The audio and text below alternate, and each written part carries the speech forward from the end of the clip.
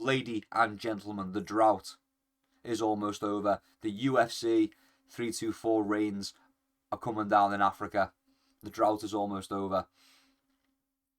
And we're going to do some predictions. First up, we've got Alexa Grasso has dropped out in her fight against Rose Namajunas. Don't really know why. Alexa Grasso has withdrawn from the fight. Rose Namajunas remains on the card. She's now fighting Natalia Silva, so that should be an interesting little change up. Be good to see. More importantly, more notably, Kayla Harrison has pulled out of the fight with Amanda Nunes due to a neck injury. She's having neck surgery, I think multiple neck surgeries. So it says cancelled, but I assume they're postponing this bout for a later date, presumably when Harrison is fit and healthy. It'd be no sense. Nunes has come out of retirement for this fight, so it would make no sense for it to fight just some random on the cards as a replacement. So yeah, that's going to be postponed. Bit of a shame. One of the few women's fights I would like to see. Two of very few entertaining women's fighters. So that's a shame to see. But in lighter news, that means that Sean O'Malley and Song Yadong have been promoted to co-main events. They've been given the co-main event slot. We had Sean O'Malley before the break, or even during the break, joking about how he's not even the co-main event. He's fell off. Well, there you go. We've got a co-main event slot for Sean O'Malley versus Song Yadong. Should be an interesting fight to take a look at. First up, first fight of the night, we've got Ty Miller versus Adam Fugit. Fugit. Ty Miller's probably going to win this one, I'll level with you. He's a decent contender. He got a decent win on contenders, to be fair. Look, they want to give him a springboard. They think he's marketable.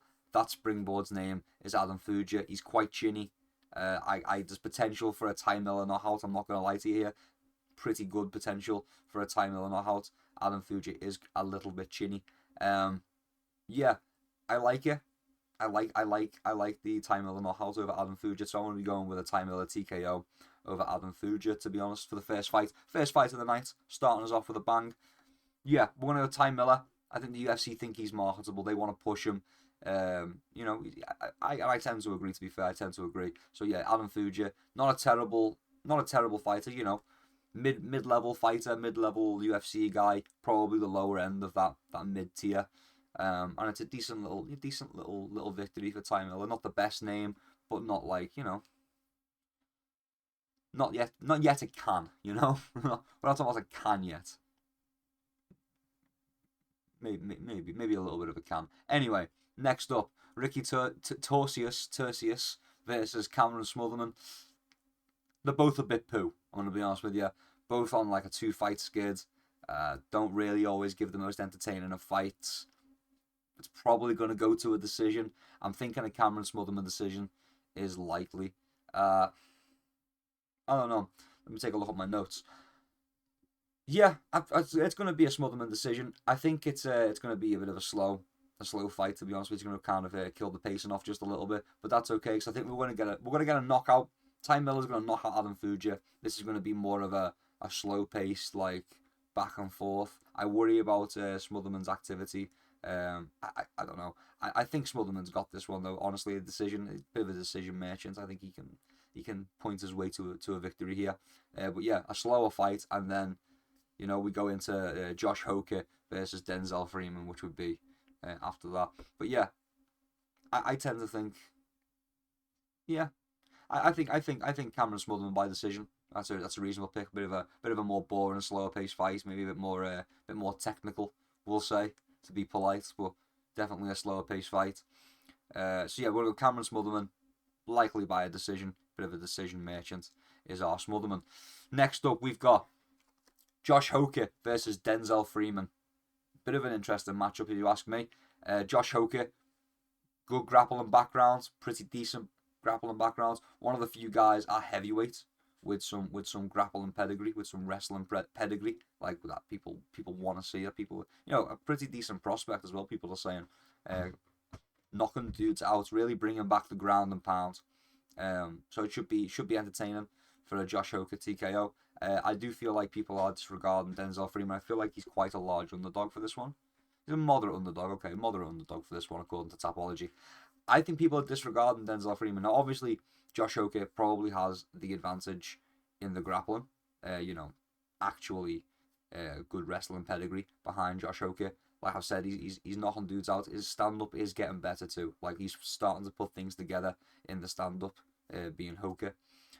Uh, so it'll be a tough one. I just think people disregard the grappling of Denzel Freeman just a little bit too much. And I'm not saying that, you know, if we went straight wrestling, Denzel Freeman probably doesn't win against Hoke. But you know, he's got some grappling experience. You know, he's got some like WWE wrestling experience. But you know, we'll disregard that.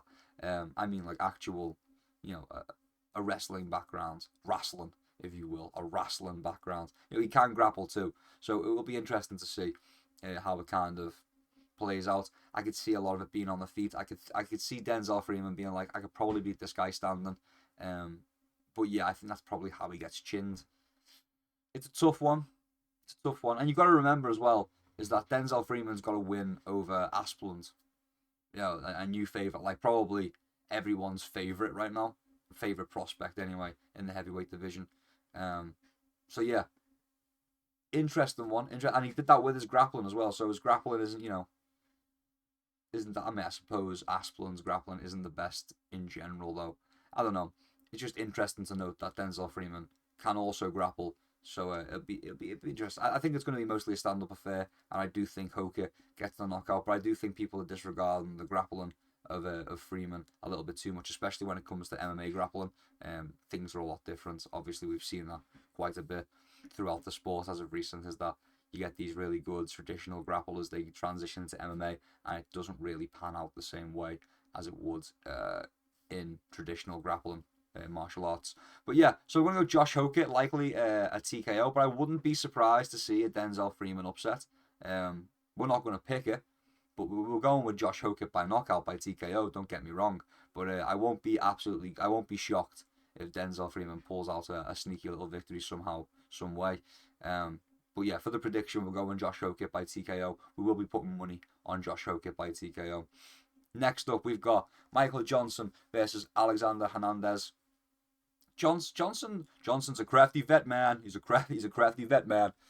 Uh, he's a tricky customer. He fights to level quite a bit. He's getting on a little bit now in his age, but he's not really slowing down all that much. You know, black don't crack. He's doing pretty well. I could see him giving Hernandez a couple of problems here and there. I just, I don't know.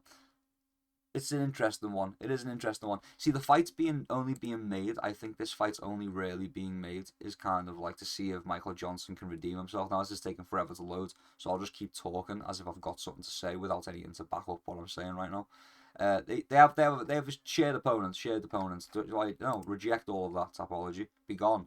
They have a similar opponent. So as you can see right here, Michael Johnson did lose to Diego Ferreira, whereas Alexander Hernandez has just chinned Diego Ferreira. That was 4 months ago.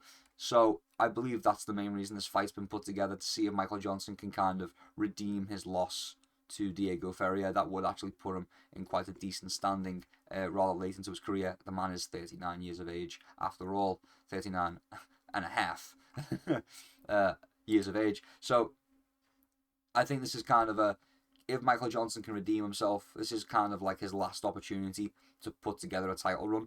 And I think if he redeems that loss by beating Alexander Hernandez, who was, you know, beating the guy that beat him emphatically, mind you, that would be a good little springboard for him to launch himself into a top 10 opportunity. And yeah, that's the thing with Michael Johnson, is that, you know, like I say, he is getting on a bit. He's, you know, 39 and a half, you know, he's basically 40, closer to 40 now, you know. This is probably the last shot at getting some sort of title run together, last opportunity to get some sort of title run together for a guy who has been hanging around. Like, sure, he's 29th right now, but he's always been kind of around that top 10 picture. He's always been a couple of fights away from top 10, has Michael Johnson. So it's interesting to see. I don't think he manages to get it done, I'm going to be honest with you. We're going to be going with Alexander Hernandez for this one. I'll be surprised. But I do think Alexander Hernandez probably wins this one. Probably manages to put some hands on Michael Johnson, maybe even a TKO victory for Alexander Hernandez. I'm feeling a little TKO might not be off the table here.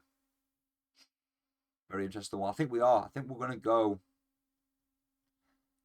Michael Johnson can survive though, and he might survive and just end up losing by a decision. But I think I'm going to go with Alexander Hernandez by a TKO. I think I'm confident in saying probably a TKO for Alexander Hernandez over Michael Johnson. So next up we've got Alex Perez versus Charles Johnson. Bit of a tricky one, bit of a tricky matchup if you ask me. I think Charles Johnson's probably got it. Here's the deal. Here's the thing, you guys. Alex Perez has kind of been beaten up by everybody, right? Like, if we take a look at his previous fights, we've got a loss to the champ, Pantoja. That's fair enough.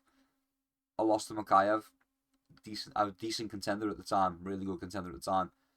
No longer in the UFC, still a decent contender though. Maybe he's been re-signed, I'm not sure. Really, really good fighter. No shame in losing to Muhammad Makayev. Beats Mateus Nicolau. Decent victory. Beats Mateus Nicolau. Loses to Tatsuo Taira. Again, a guy who fought for the title. Not a terrible loss. And then again, loses to Asu Almabayev. Gets finished by Asu Almabayev.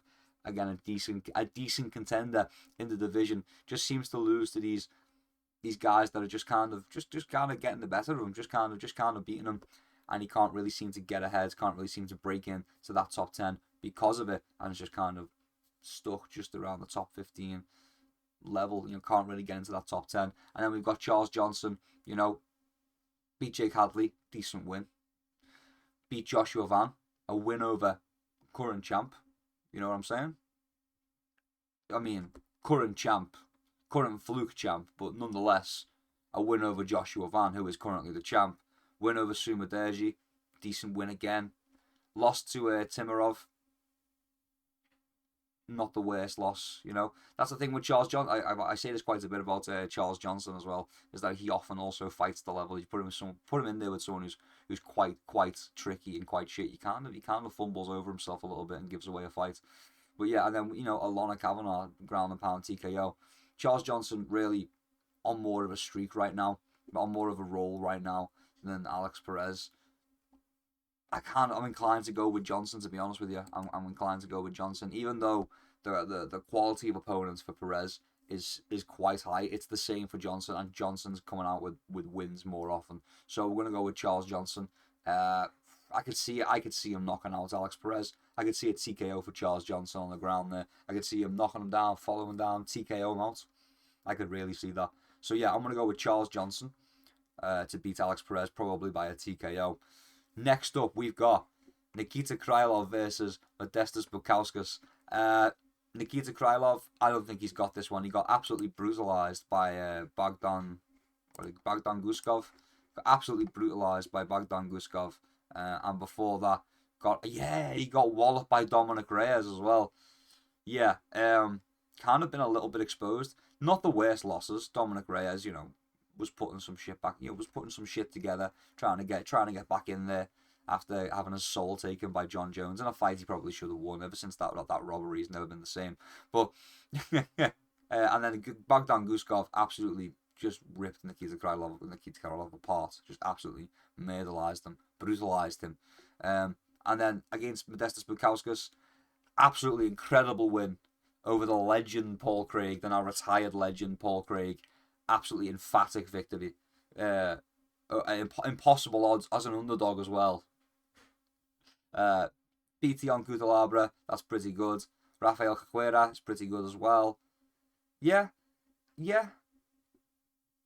I mean, I find it hard to go against Modestas Bukauskas in this matchup, to be honest with you. I'll be surprised if Nikita Krylov manages to get this one. So yeah, I'm thinking Modestas Bukauskas probably by a TKO again. Hopefully we get quite a few finishes. This is, it's a decent card they've thrown together, to be fair. This is a pretty decent card they've thrown together.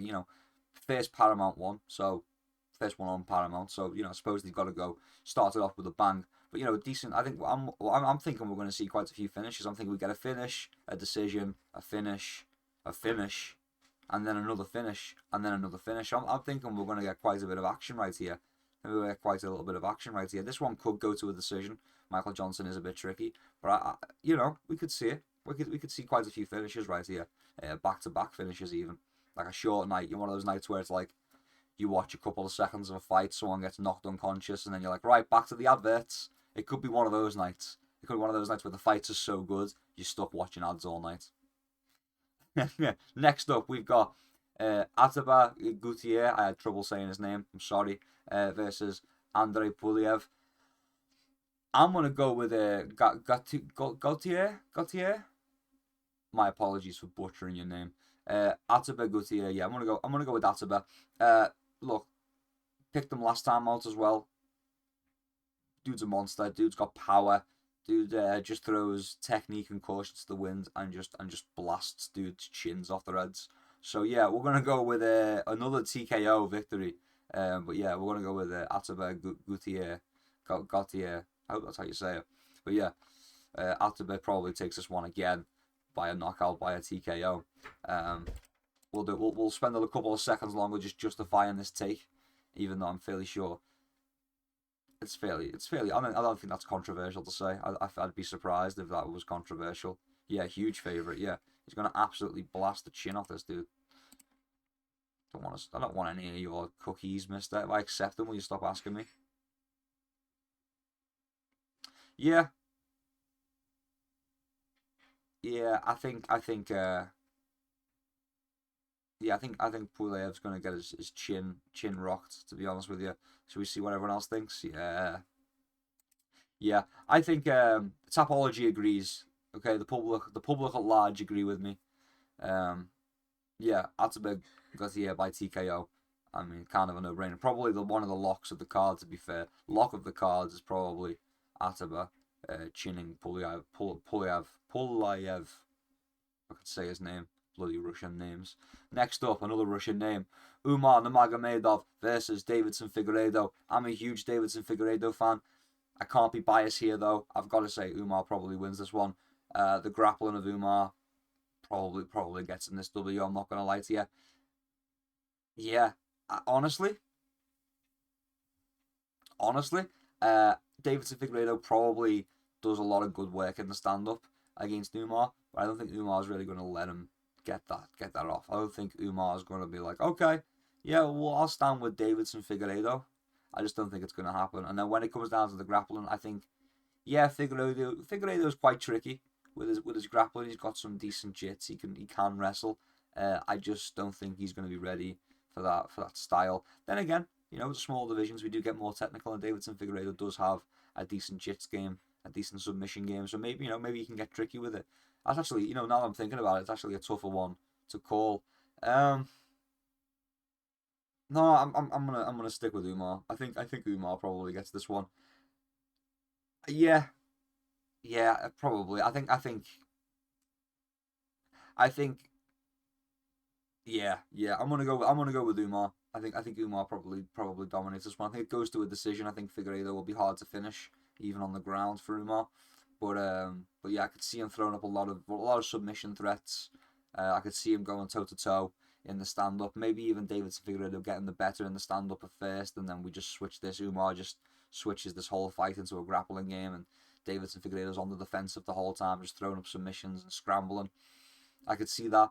And then Umar wins a decision just from position and kind of pitter patter ground and pound and threat level. So yeah, I think this one probably goes to a decision. I'm gonna go with Umar Nurmagomedov by a decision. But I will be rooting for Davidson Figueiredo. I would like to see it.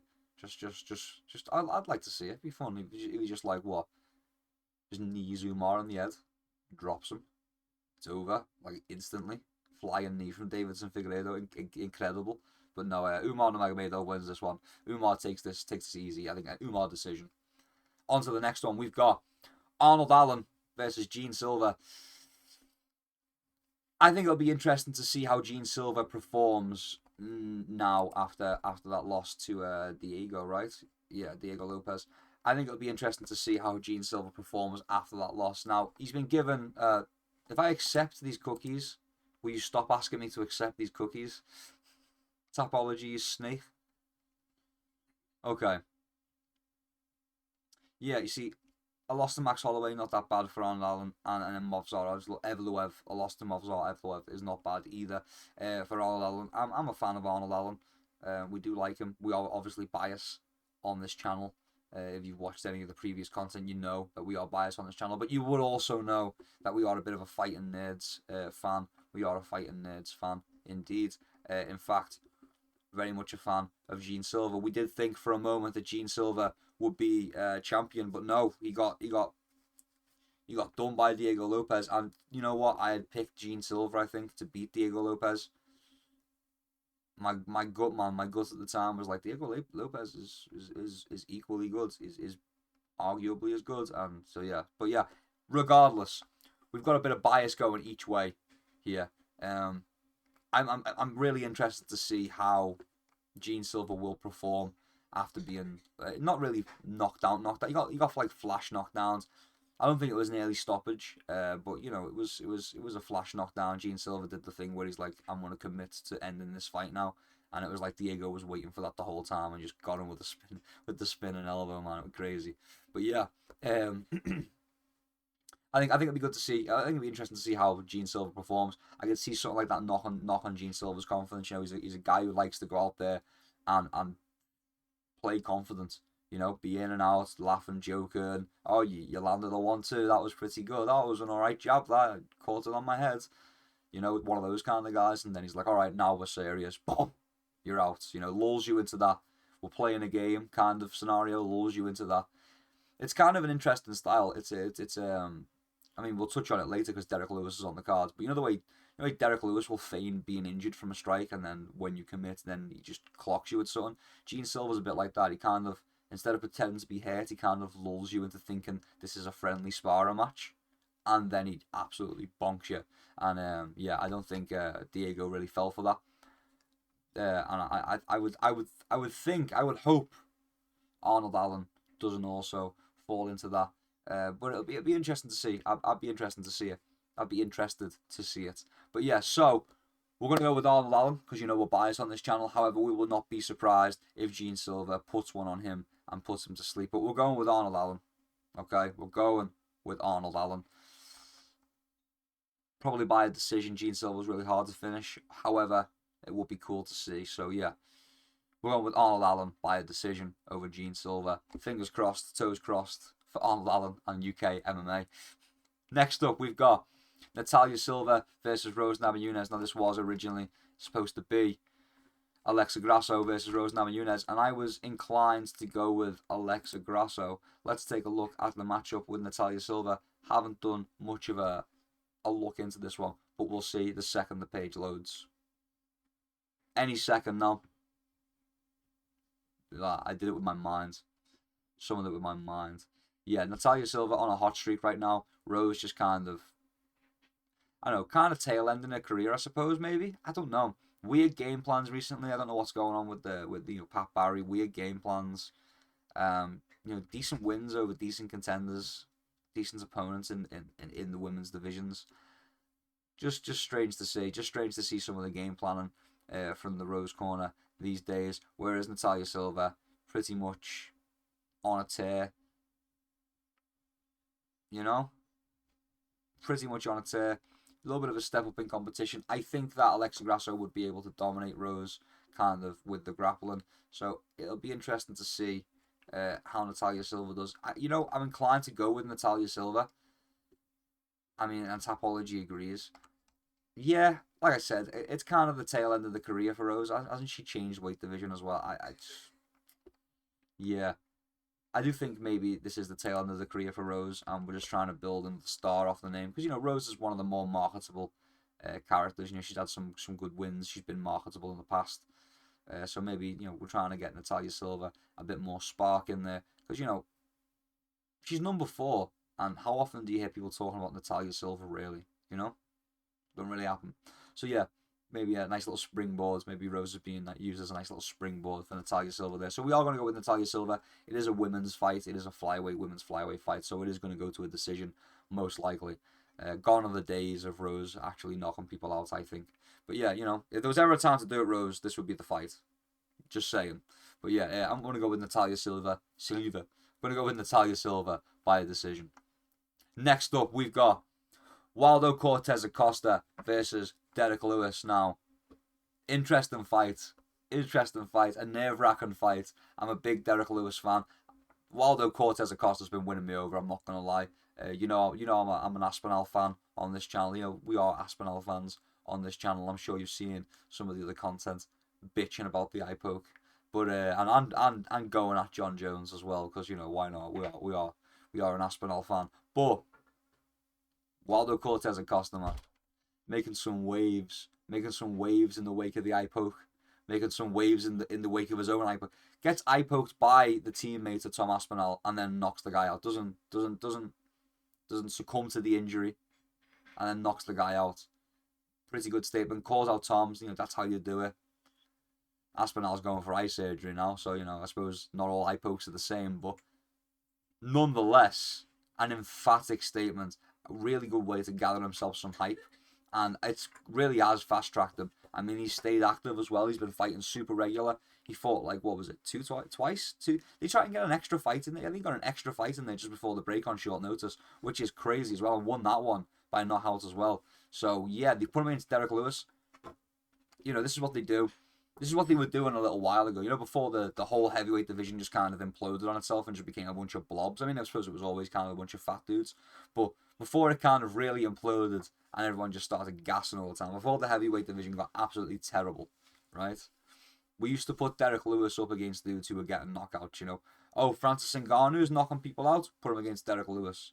Oh, this Cyril Gane's knocking people out, put him against Derek Lewis. Oh, Tai Tuivasa, you know. Every time someone's on a knockout streak, like, get Derek Lewis in there. Let's see what he does against Derek Lewis. Because Derek Lewis is a G. Okay, Derek Lewis has the best strategy in all of MMA, and that is, I'm hurt. No, I'm not. My favourite. You can count all of Derek Lewis's best knockouts is Derek Lewis feigning being hurt and then absolutely chinning the dude when they go to capitalise on it. It's excellent. One of my favourite things to watch. And I could see it working on Waldo Cortez Acosta. I really could see that. That oldest trick in the book, I could really see it working on Waldo Cortez Acosta. I could also see Waldo Cortez Acosta, you know, hitting him back with some tricky stuff. Dude's tricky himself. I just think if the fight starts getting a little bit back and forth and we start getting a bit, that guy's got power, getting a bit nervous about each other's power, as what tends to happen sometimes at heavyweight. You know, one punch can end the fight. Any moment, you know, any one strike from a heavyweight could end the fight right there and then. So we do kind of get a bit, nervous. But yeah, I don't think Waldo will get nervous, and I think Derek Lewis will have to feign that injury fairly quickly in the fight. I think if Waldo manages to press Derek Lewis will get tired. He tends to gas, and then he'll start trying to pull that, I'm injured, I'm too tired, getting close to me so I don't have to chase you, bump. I think we're going to see that. Whether it works on Waldo Cortez Acosta, only time will tell. He is a tricky dude himself, but you know, he's a guy who smells blood in the water and he goes for a finish. Waldo Cortez Acosta, like he will jump on a finish. He knows how to execute a finish, and he's not shy about going for one. Like he will put dudes unconscious, and I think that, although is usually a positive against Derek Lewis, can be used against you. But I think Waldo Cortez Acosta is tricky enough. So yeah, tricky enough to avoid it. I think he knows the tricks. I imagine he's seen Derek Lewis do it in most of Derek Lewis's knockouts, and so is fully aware that if Derek Lewis backs up and winces, he's probably not hurt. I don't think he would. Yeah. I don't think I've ever seen Derek Lewis actually get hurt and then react like he's been hurt. He only reacts like he's been hurt when he's not hurt. So yeah, that'd be interesting to see. On to the next one. Co-main event time. The short notice. I say short notice. Not even short notice. The swap to co-main event. We've got Sean O'Malley versus Song Yadong. You know, is O'Malley going to beat Yadong? I don't know. Could O'Malley beat Yadong? Who could say? It'll be an interesting fight. I like O'Malley to win this one, to be honest with you. I do think O'Malley beats Yadong regularly. No, yeah, I think O'Malley probably gets this one. I mean, O'Malley probably needs this one. I'm gonna be honest with you. Two fight skid right now. Losing to Merab twice, not good, not good. Losing worse the second time out. No improvement there. Not good. Not a good look. Not a good look for the Sugar Show. Really not. And I gotta get Song Yadong, a guy, a decent guy, a decent scrapper. A decent scrapper. It'll be good to see. It'll be interesting to see. I like O'Malley to win this one. I do. I like O'Malley to win this one. He's taller. He's a fair bit taller. A fair bit better reach. He's got that style. He's got that fluid, cerebral style that might be hard for Song Yadong to kind of track down. I could see it being, if it stays a grappling match, I could see it being Sean's fight all night long. I could see it being a really long night for Song Yadong. Tough one. It's a tough one. I think Tapology tends to agree. Tapology does tend to agree. I could see it really being a decision as well. I could see it really being a long night for Song Yadong. Yeah, I do tend to agree with Tapology there. I would say a decision for Sean O'Malley. However, no, yeah, it's gonna be a decision. It's gonna be a decision for Sean O'Malley. I don't think O'Malley has the ability to put down Song Yadong, just like out cold or TKO him. But I do think he has the ability to just dance around and be elusive the entire fight. The full 3 rounds, just be not in front of Song Yadong. And I think Sean O'Malley actually performs a lot better when he hasn't got to worry about going to a fourth and a fifth round, and he can just expend it all. And he's definitely a 3-round fighter, in my opinion, which, his style isn't like dramatically taxing for the gas tank or anything crazy like that. I just think he thrives better in a 3. I think for his style, splitting it up into 3 rather than 5 works a lot better. I think he takes away too much when he needs to spread it across 5 rounds. I think that could be an issue. He doesn't want to burn it all, and then Merab starts getting ahead, and then Merab ends up too far ahead, and he's conserved too much, and now it's too late to get anyone back. That kind of thing. And then in the second fight, just expending it all too quickly. It's hard for Sean to I think it's hard for Sean to fight in those 5-round fights, to be honest with you. I really do. I think he definitely starts to wane in the 4th and 5th, like, habitually. That is something that we've seen repeatedly throughout his career, is that he starts to wane in 4 and 5. My very first delusional take on this channel was that Chito Vera hit Sean O'Malley to the body in the 5th round as Sean O'Malley gets tired. Obviously, Sean wins that fight, and it was in the very, very last second that Chito landed a knee, I think it was, to the body of Sean O'Malley, and it was on the last second. Fight ends. He didn't knock him out or anything like that, but he hit him with a decent body shot, and O'Malley was like, "Yo, that was a good body. The fight's over. That was a good last body shot." So yeah, it could have gone that way. The cracks were there from the start, and we haven't really seen him improve. He does slow down quite a lot. He does lose a lot of his cerebralness, his forward thinking, as he gets tireder. So 4 and 5 are rounds where he kind of fails. But this is a 3-rounder. So I think O'Malley comfortably, a classic O'Malley performance, comfortably just pop, stays on the outside, stays floaty, moving side to side, darting in and out, making it a long night for Yadong. And if the opportunity presents itself, if Yadong does overcommit on some attacks and get punished for it and get worn down, maybe we get a TKO. But I don't see it. I think Yadong's got a pretty solid chin. I think he can be quite conservative there as well when he needs to be. So yeah, we're going to go with an O'Malley decision over Song Yadong. But yeah, hopefully Yadong's got a trick up his sleeve and make it a bit more interesting. But I could see O'Malley kind of running away with this fight very quickly, and it just becoming insurmountable odds for Yadong to overcome. But yeah, we're going to go with O'Malley by a decision. On to the next one. And the final one, the big one, the main event. Justin Gaethje versus Paddy Pimblett. Now, we've done a little bit of a breakdown on this channel already, so, in the 6-week interval, we did a little bit of a breakdown of this fight. We took a look at their fights in common. We'll take a look. We'll take a deeper little look on the Tapology, shall we? Now, as you know, we're doubly biased because Paddy is not only from England, like your host right here, but he's also from the same city. So we've got to be doubly biased for this one, extra biased for this one. But it's worth mentioning that Gaethje is a household fan, a household favourite, we'll call him, a household favourite. I mean, to be fair, in whose household is Gaethje not a favourite? Very entertaining fighter. I think age is starting to catch up with him now. He is slowing down a little bit. I think getting chinned by Max Holloway really didn't do him any favours. I don't think it destroyed him or like diminished his stock. I think he was complaining that he's not getting a title shot because he lost this fight, which shouldn't have had any bearing on an actual title shot. It was for the BMF and whatnot. I'm inclined to agree, but I just don't think it's good for your stock to have been knocked out by a smaller guy in Max Holloway. I don't know. Interesting to see. Lost to Oliveira. Really only fights the best of the best these days. So I suppose that might be why it seems he's slowing down. But, man's 37. We're getting on a little bit now. Getting closer to that 40. Maybe we've got that old man strength. But that's the thing. Wins a majority decision against Rafael Fiziev in the first fight. Fairly decent performance over a decent opponent. Beats Dustin Poirier with the head kick. Gets chinned by Max Holloway. Rough times. Then rematches Fiziev.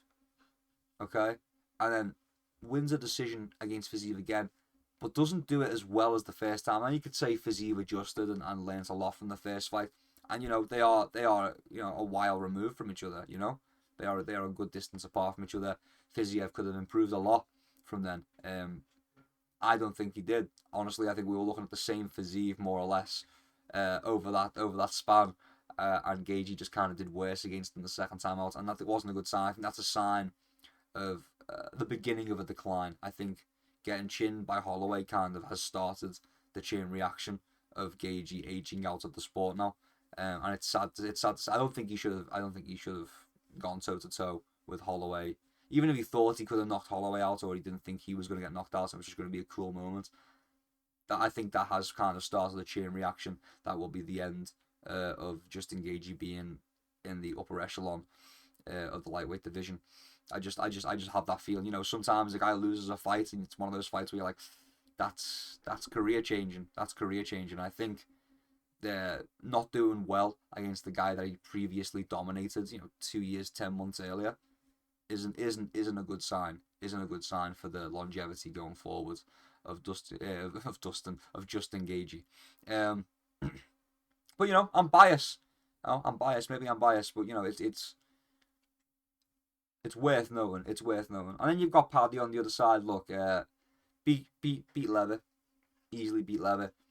A lot of people don't think he won this fight. Watching it back, I'm afraid that Jared Gordon probably won that fight.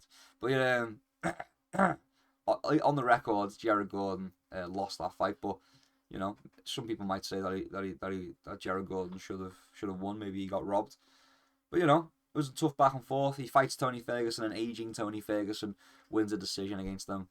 Fair enough. Tony Ferguson's still a tough-ish guy, I guess. Maybe the nerves. I don't know. I feel like Paddy should be finishing an aging Tony Ferguson. But hey ho, there you go. Triangle submission over Bobby Green. Fair enough. Really good victory for him. He gets a lot of credit for this win over Bobby Green. More so than he does for a win over Tony Ferguson. More so than he does for a win over Michael Chandler. People give him credit for the submission over Bobby Green, which is bizarre in my opinion. But whatever. Yeah. It's weird. MMA maths doesn't make any sense to me. Everyone. Oh yeah, but he beat Bobby Green. You beat Chandler. Beat Chandler in 3 rounds. What are you talking about? He gassed Chandler and beat him inside 3 rounds. Gaethje couldn't gash Chandler. Gaethje couldn't. Gaethje. I don't know. Just a food for thought, right? Just a food for thought. Like, look. Unanimous decision over 3 rounds with Michael Chandler. It was an entertaining fight. It was worthy of fight of the night. But Paddy gassed Chandler. Paddy gassed Chandler in 2 rounds and then finished him in the 3rd. You know what I'm saying? I suppose it's an older Chandler though. It's an older version of Chandler. So maybe Chandler's losing step, and that's why it looked so easy for Paddy. You know, it could go both ways. Maybe you know, maybe Chandler's the one that's deteriorating, not Gaethje. You know, and that's where the discrepancies appear. And who could say? But I'm confident in a Paddy win. To be honest, I'm confident in a Paddy win. It'll be interesting to see. I think we've got to look for that flying knee from Paddy. I think Gaethje has the same head movement pattern in every single fight. In every single scenario, Gaethje has the same head movement pattern. He drops down, he goes left, he goes right, he circles back up. You know, down, left, right, up, down, left, right, up. Every single time, I think he goes left, he goes right, he gets kneed in the head. You know, I think he starts dipping his head too much. He does it in every fight, especially in the early rounds as well, as he's starting to get going, because he likes to kind of feel out his opponents and just move his head and kind of feel the shots and like, oh, okay, what's he giving me? What's his power level at? He kind of likes to feel that kind of stuff out. And I could see him just Paddy being like, oh yeah, he does kind of just dip his head left then right and then bring it back up. That'd be good to time a knee with. But speaking of head movement, Paddy's chin's in the air like this the entire time. His hands are down here. You know?